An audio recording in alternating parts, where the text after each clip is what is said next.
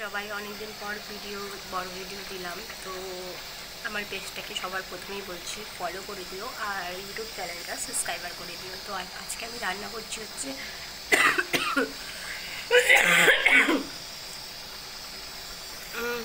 এঁচোড়ের তরকারি। তো চলো দেখো। তো গাইস এত গরম হচ্ছে, কিচ্ছু ভালো লাগছে না গাইস। প্রচুর প্রচুর পরিমাণে গরম পড়েছে এখানে। তো এখন বলো, তোমরাই বলো আমি কী করতে পারি। আমার প্রচুর ঠান্ডাও লেগে গেছে, কারণ আমি রাত্রিবেলায় করে দুবার করে স্নান করি, তারপরে আবার ভিজে গামছা আমার হচ্ছে সঙ্গী, তো ওটা আমি গায়ে দিয়ে শুয়ে থাকি। তো গাইস আমার এঁচোড় হচ্ছে,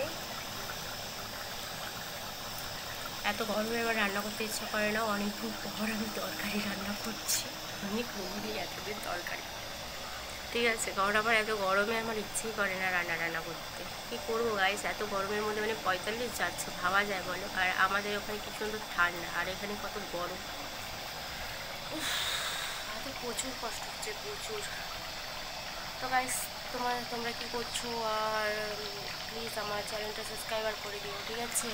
আর পেজটা ফলো করে দিও, এতটুকুই তোমাদের কাছে আমার রিকোয়েস্ট।